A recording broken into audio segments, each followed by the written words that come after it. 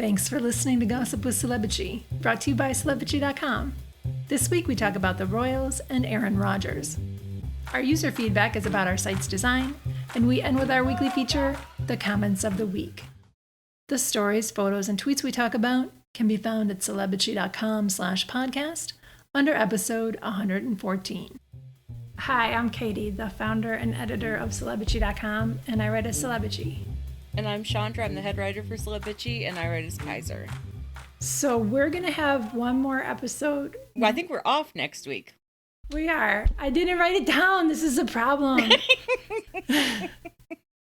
I didn't even look at the calendar and I knew we were off next week. We're off next week.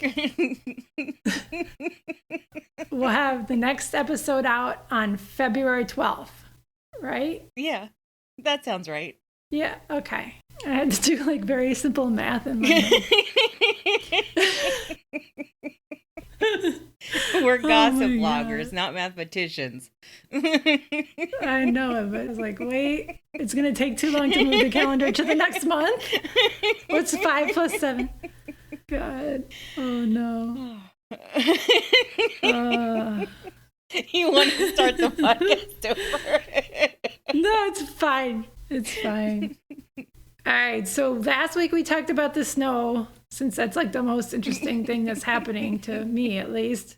I wanted everybody to know I got my car out Friday, so that was like a minor victory. Yeah, don't park it on the street again. I have to. My driveway's like icy and nasty, and I don't know anybody to do it, so. Oh. Yeah, I don't know either. But it's going to snow again this weekend.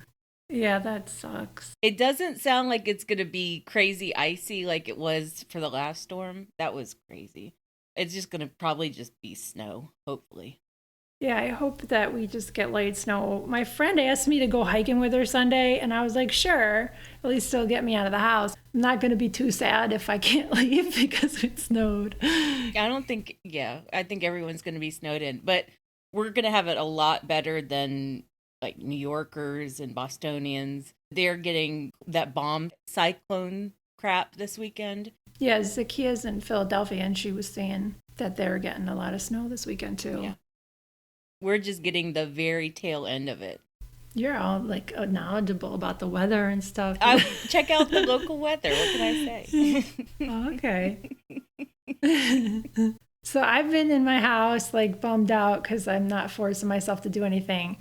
But you've been taking walks, right? Well, the ice made it real difficult, so I didn't get a chance to even take a walk for like a full week. But stuff is melted, and so I was walking the other day, just yesterday actually, and I thought I was stepping onto half-melted snow, and it was actually just frozen, iced-over snow.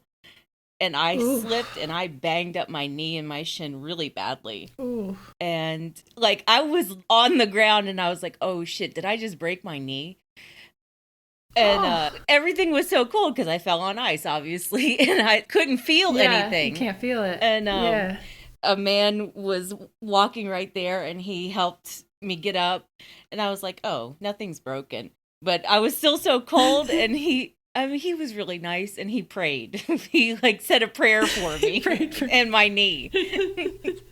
Like I always forget. Oh, right. I live in this like crazy churchy area where like everyone is a Baptist. When I first moved here, I was like, you're going to pray for me. Okay, whatever. And now I'm like, that's nice, you know. And now I don't care. And it made me get more superstitious and spiritual. Yeah, here. I mean, you just have to take it as they mean it. They're just trying to do something nice. Yeah. It's meaningful to them. Yeah. So might as well. It can't hurt. No, it doesn't hurt. I've been watching that Righteous Gemstones on HBO. Like, it's so ridiculous and over the top. It's about a family that's... Evangelical family. Yeah, and it's ridiculous, but a lot of it rings true for how those people are. Yeah, I mean, especially, we didn't put this on the outline, but Vanity Fair has this big story about Jerry Falwell Jr. And, like, what a corrupt piece of shit he is. And I know a lot of people who know him and know the Falwell family, and, like, they really are like the righteous gemstones. They're really that family. And anyway, I won't get into it. I know a lot of Falwell gossip. Yeah, it seems like it's based on like how fake they are while they're living large and taking everybody's money. Well, I mean, if we're talking about Falwell gossip, I will say that I've only heard very positive things about Jonathan Falwell, who is the pastor of the church. Okay. That he's supposedly a very good guy, but like Jerry Jr. is crazy. I'll link some of our coverage about that. His wife's like a predator. I think Jerry Jr. and the wife were banging the pool boy. But anyway, that's just my theory. Okay. I have nothing to back it up. Okay. All right, so let's talk about the gossip. Before we get into it, I have to say I skipped Zoom this week because I just was burnt out. I missed everybody, but I really did not feel like being social. So I wanted to thank Karen because she runs those when I'm away, and she's been really helpful. She also runs it like if I want to leave early or whatever, so she's been invaluable with that. So thank you, Karen. Thank you to all the Karens. No, I meant that in a nice way. The good Karens. So the Zoom That's ladies, like a prestige film, The Good Karen. Oh, man. She has to speak to the manager for justice. For justice. All right, let's talk about the royals. So we've been hearing for a little while that Charles and Harry have been talking. And last week we talked about this kind of dumb story that Charles invited Harry and his family to stay with him if they come to the UK. And this was amid the stories about Harry saying he can't even pay for his own security. So, well, they won't let him pay for his own security. Yes, exactly. And this week, The Sun reported that Harry and Charles are having secret talks and that Harry was the one to reach out. So they made it seem like it was Harry's fault and he reached out to Charles. Like it was just dumb the way they framed it. And there's speculation now like whether Harry will come back for this memorial they're going to have for Prince Philip in the spring sometime. Yeah, and they haven't even set a date for the memorial. It's always just very vague. And it seems, I don't know, like they're focusing too much on would Harry come to it? Well, set a fucking date so he knows. I think also they don't really know what they're doing and they can't plan anything with the Cambridges because they don't know what they're doing and they're always about to move or announce something that they're never going to follow through on. Yeah, that could be it too. But I think that they probably aren't setting the date because the Queen's health is so bad. Yes. They don't want to be like, oh, we're going to do this big memorial in April and then her have another health setback. It's just like, oh, they've set themselves up for failure and they have to cancel everything because the Queen is unwell. So she's at Sandringham now for a few weeks, they announced, which is rare. You were writing at this time of year, like for her to go there. Well, yes and no. Like usually she would be in Sandringham for Christmas and she would just stay throughout January. And maybe like she would go back and forth from Sandringham sometimes. It depends on, what her schedule was. But she always likes to be out of the public eye for the anniversary of her father's death. She doesn't really celebrate that as the day she became queen. She like mourns her father that day. So. That's nice. So that's what she's doing at Sandringham is she's like hiding out at Wood Farm, which is where Philip lived when he retired, and she's like mourning Philip and her father, basically. I mean, allegedly. We had a photo of her, but everyone was like, I don't know. If that's new or not? Yeah. Yeah. Because I saw that photo on Twitter, and I was wondering about it. People were like, maybe it was taken last spring. I have no idea. I'm not going to do it like a Zapruder film. I'm like, the branches seem bare. Anyway, going back to Harry and Charles, a lot of people thought that Harry probably did reach out to Charles just on the security issue, saying, Dad, what can I do? I'm going to get a judicial review about this. And Charles has been telling everyone, oh, Harry called me. Oh, we're, doing this and that. I think that's probably more likely than Charles and Harry are having all of these conversations and they're trying to bury the hatchet. Oh, that's a good theory. Like it's business related because they don't seem like they talk about their day or anything like that. Like, how you doing? No, I don't think they've ever been like that. But I mean, just Yeah. going back to the Oprah interview, Harry was really mad at his dad. Yeah. He was so angry at his father that I don't think he could even focus on how angry he was at his brother. Oh. So there's this other really weird story that they're worried that Harry's biography, which is going to come out later this year, is going to be a, quote, excoriating takedown of Camilla and the fact that Charles was cheating on Harry's mom, Diana, with Camilla. And they're saying, oh, Harry's going to do this because he's protective of his mother's legacy. And it's just bizarre that they're putting this out there. And once again, this is Charles. This is Charles telling people this and like focusing solely on this. This is Charles's little worry stone. He's obsessed with Camilla being embiggened, that she needs to be made grandiose and everyone has to love Camilla as much as he loves Camilla, and he wants her to be accepted and she has to be queen beside him when he becomes king, and on and on and on. At this point, I think probably the only thing Harry and William can agree on is that enough with Camilla. Like, we don't give a shit. And this is how he told on himself during The Crown, too. Yeah. Like, that stuff would have died down if they wouldn't have made such a big deal out of it. Well, I mean, it's going to get even worse in this new season of The Crown. It really will, because it's going to be after Charles and Diana separate, and it's going to be the start of his campaign to rehabilitate Camilla's image. Yeah, it's going to be awful. Mm-hmm. We'll see. It sounds fun, actually. So, speaking of couples separating, we're also hearing that Will and Kate could move to a castle called Fort Belvedere. I don't know what number property this is that they've mentioned for them, but we keep hearing that they're going to move for over a year, right? Well, the rumors about them moving to Windsor or just moving out of London started last June. I know, because I had to look it up for this story. There were just so many rumors about how they were living apart and like their marriage was struggling. There seemed to be such a weird energy around them, and then all of a sudden they're going to move out of London. They're looking for places in Berkshire, and oh, maybe they want to move to Windsor. Maybe they want to be closer to the Queen. And they were just throwing all this shit out there. And that happened like June all the way through the summer. We hadn't actually heard much about it in recent months, and then all of a sudden there was just a renewed energy of, oh no, really, they are planning on moving to Windsor. So this is a different property, and you linked a photo of it. It's huge. And like you wrote, it looks haunted.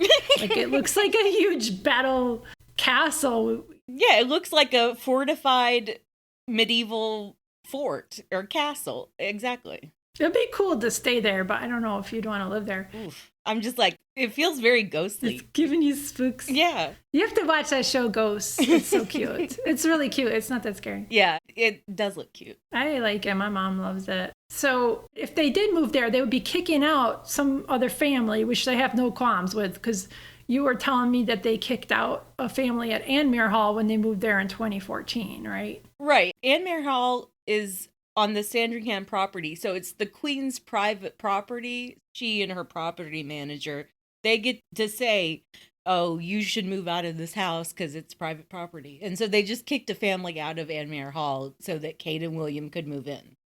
In 2014. Yeah, and then it took them a while to move in because they wanted to renovate the place. And so they tore out a bunch of the new renovations that the other family had already made. This is messed up. And this is something that's very European too, because when I lived in Berlin, they would say, if you move into this apartment, even though we rent it, you have to pay us for the renovations we did to the kitchen.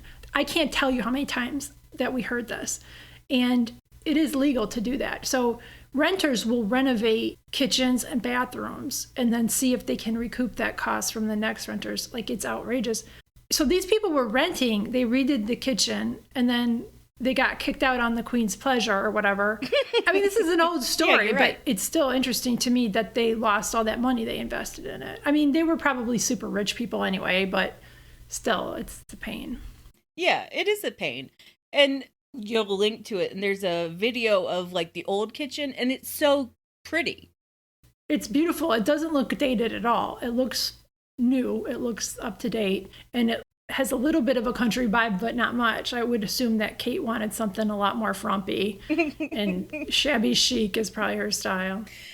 A few years ago, there was a story about how the Queen was sort of appalled by the changes that Kate and William made to Anmere Hall. Ooh. They totally flipped around the placement Layout. of just like the main floor, and they put the kitchen in the middle of the house, and the Queen apparently hated it. She thought it was ghastly. It reminds me of that Tyler story about Carol's design of her house. It makes it look like a hotel. Mm-hmm. I think that's more the Middleton way. Like, that's probably how Kate likes it too. And let's face it, Carol is behind a lot of Kate's design decisions. Carol wanted everything new. Carol's behind a lot with Kate. Yeah, Carol is the power behind the egg throne. So Kate did an event this week, and unlike last week, she wasn't copying one of Megan's outfits point for point. Yeah, it was Diana cosplay. The dress just wasn't cute. It was supposed to be a leopard print, except it was such a dull color. It didn't even read as, exciting and quirky animal print. It was like with a ruffle, full length, and then puffy sleeves and buttons down the front. Oh, and don't forget the pussy bow. Oh my gosh, I did forget that. It was her style. Well, it's Diana's style. Yeah, that's Kate's style now. Yeah, it was awful. I don't get it. And then You probably saw it already, but we'll link it. yeah, and her freeze posing as she was talking to children was just next level.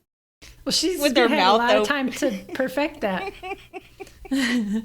Her jazz hands flapping in the breeze and her mouth open. It was ridiculous. And so we also heard some criticism of the Sussexes for their contract with Spotify.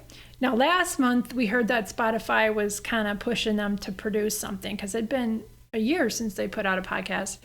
And now the Daily Mail is reporting that their production company, Gimlet, is hiring producers.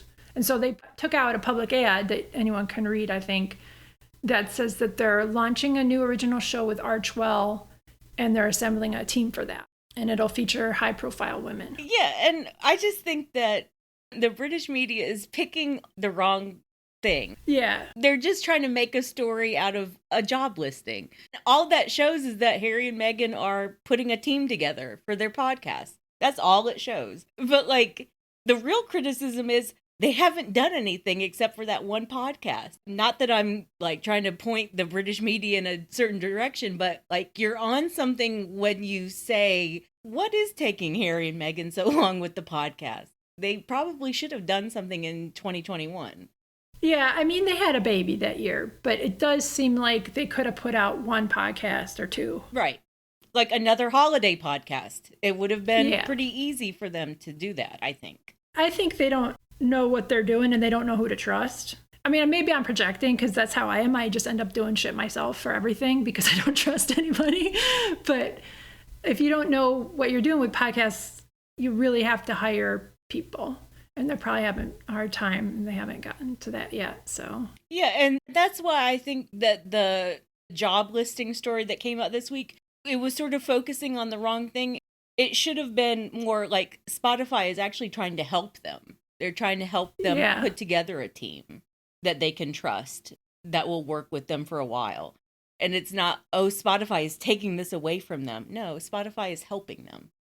Somebody commented a few months ago that, of course, they want to get content out of Harry and Meghan, but they're also paying for the exclusivity of being the only streaming channel to have their podcast. Right. And same with Obama. Yeah. Like, I don't know anyone who was really listening to Obama's podcast with Bruce Springsteen. I'm sure some people were. They were paying for the cachet. Michelle Obama's podcast. I was listening to that, but yeah. Yeah, like the Bruce Springsteen one. Ugh. Yeah, it might be good though. We don't know. Yeah, we don't know. Because we're not listening to it. It might be good. I can imagine that they're funny and they riff on each other. So there's also that story that Neil Young told Spotify that if they didn't pull Joe Rogan and his disinformation bullshit podcast, that he didn't want his music on Spotify. And Spotify called Neil Young's bluff, unfortunately. And they were like, okay, fine. You don't have to work with us. We're keeping Joe Rogan because we make a lot of money off of this bullshit, And Then the Sun was like, oh, well, then why don't the Sussexes leave Spotify? Because of Joe Rogan. And it's like, what kind of twisted pretzel logic do they have for this? This makes zero sense. And I'd also like to say, even though Joe Rogan is an absolute fucking clown, he's totally ridiculous. Just about the vaccine stuff, Rogan was widely condemned and widely criticized, and everyone was clowning on him for being an idiot. And Spotify probably loved that because he's earning his $100 million. He's getting more listeners, all of that engagement, all of that free publicity. I understand from a business perspective why Spotify is sticking with Rogan.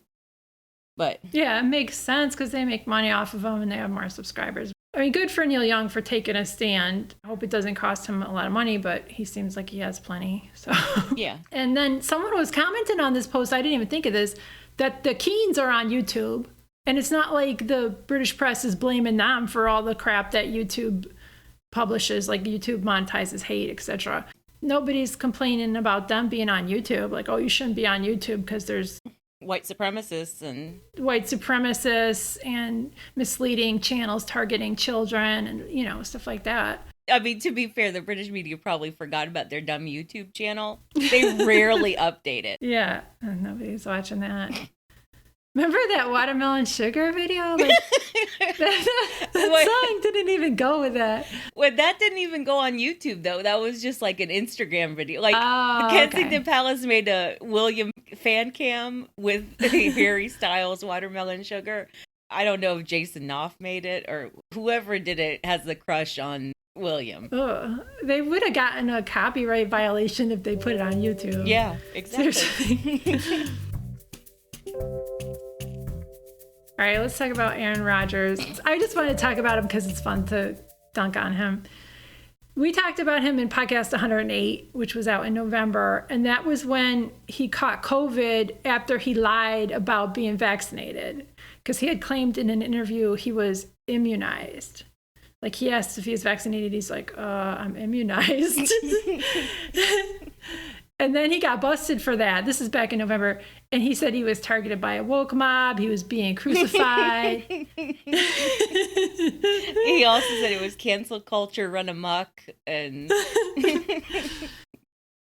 yeah, and he never apologized for any of it. He sort of apologized, but he didn't apologize for what he said. Like, he doubled down on it. It was weird. And since then, he's just continued to double down on the fact that he's not gonna get the vaccine, and like all of a sudden he's like hard right wing. He keeps socializing and promoting all this anti-vaccine bullshit. Then this past weekend, so his team, the Green Bay Packers, they lost 13-10 in the playoffs to the 49ers, and Twitter was like a joy to be on right after that because everybody was coming up with the best jokes and clowning on him, and he totally deserved that. Yeah. And I mean, it was such a great cross section. Sports fans, gossip people, politicos, everyone was just dunking on him, and it was hilarious. And then he complained about it because it hurt his feels. He said, there were a ton of people tuning in, rooting against us for one reason, and one reason only. It's because of my vaccination status and them wanting to see us lose so they could pile on and enjoy and revel in the fact that my vaccination status was some sort of reason why we haven't had success in the playoffs. I mean, he's right. People were like, haha. So. Yep. And then he did this interview. This is really why I wanted to talk about him, where he just keeps saying dumb shit. Like, every time he opens his mouth, dumb shit comes out. Yeah, so I covered this ESPN interview. It was published the day before he lost in the playoffs.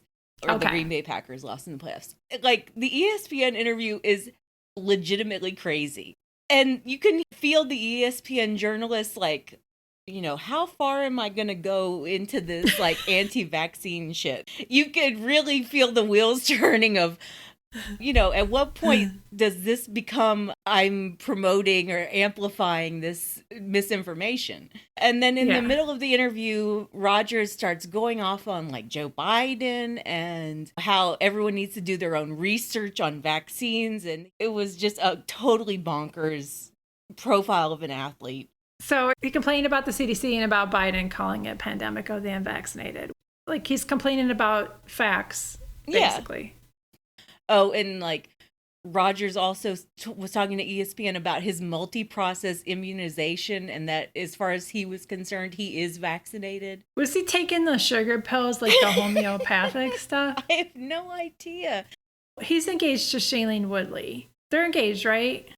Allegedly, they're still engaged. And then last month we heard that they have a non-traditional relationship, which they were saying, I guess, to explain why they weren't on each other's social media in a while. And then after Rogers lost in the playoffs and was doing his woe me bullshit again, a source told people that Aaron and Shailene don't talk about their politics.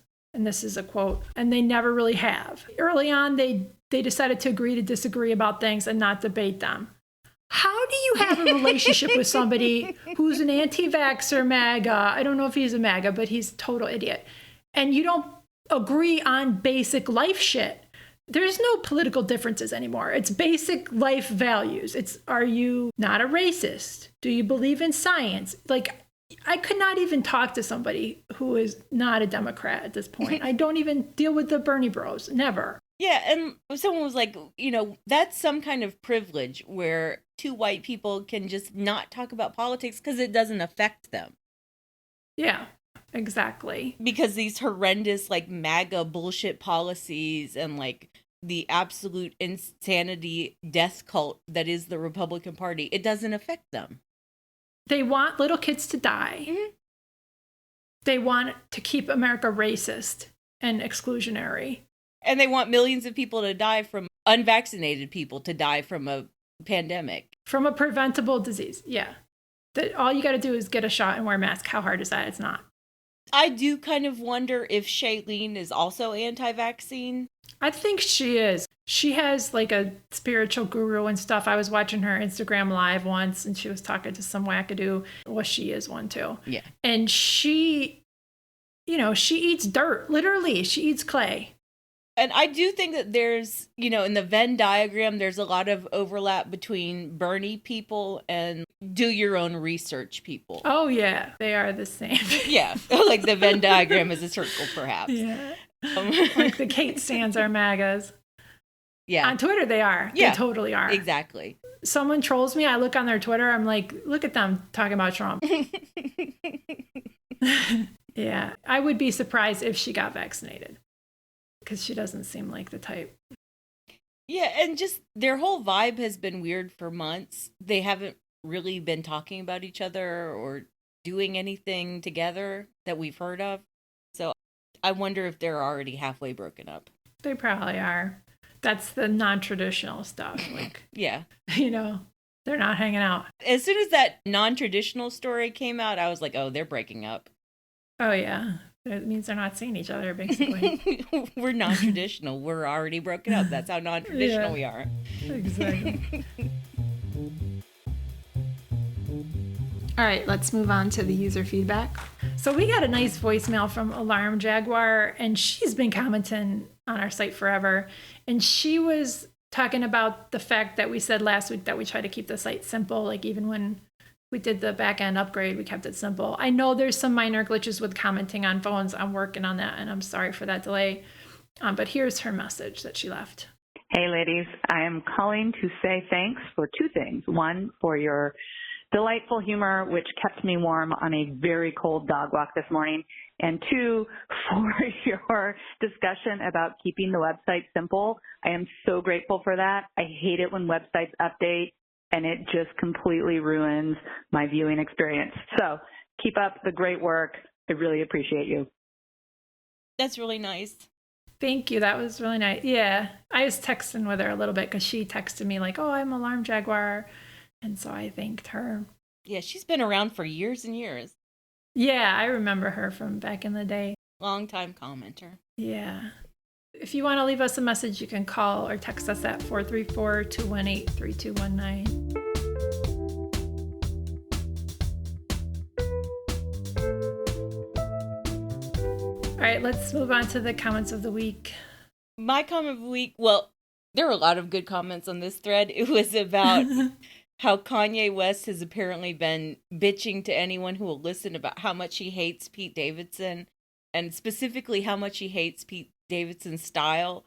And Kanye has been telling people as an insult that he thinks Pete Davidson dresses like he shops at the mall.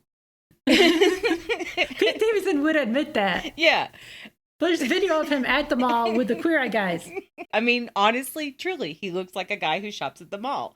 Yeah, he looks fine. He looks okay. I'd go for Pete Davidson over Kanye trying to remake my style any day. Yeah, and so, I mean, there are a ton of great comments, but I just like the first comment on the thread, which was Ashley saying, "Ooh, burn." You dress like you shop at the mall. Uh-huh. What an insult, you mall shopper. You pay retail. So my comment of the week is on your story today about Stella McCartney redesigning Minnie Mouse's outfit for like Disneyland Paris's 30th anniversary or something. Minnie normally wears a red and white polka dot dress. She's been wearing that for decades.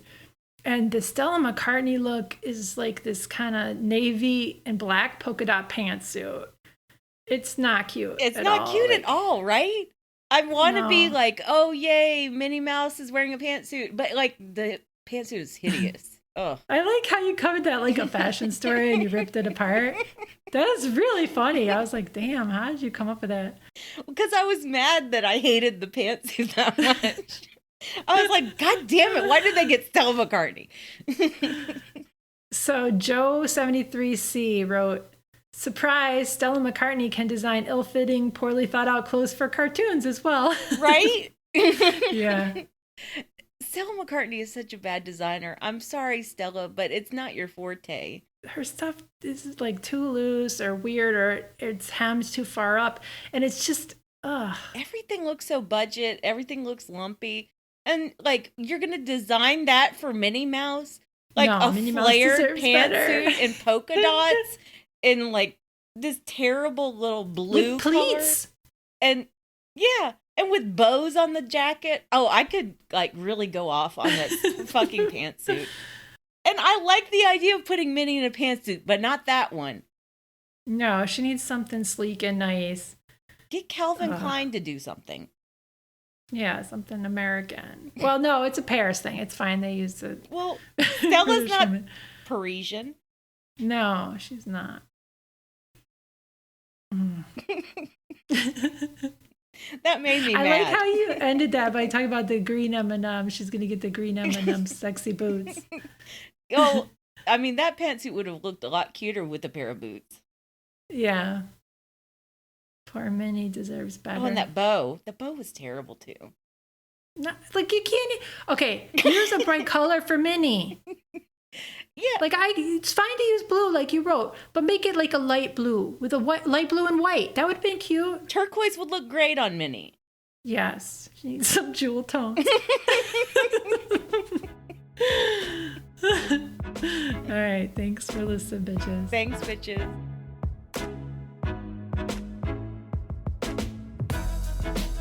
Thank you for listening to the Celebrity Podcast. Please rate, review, and subscribe wherever you listen. If you like us, please turn off your ad blocker when you visit our site. You can text us or leave a voicemail at 434-218-3219. Our music is from AA Alto, Maiden, and via Premium Beat and Sound of Picture. Thanks again.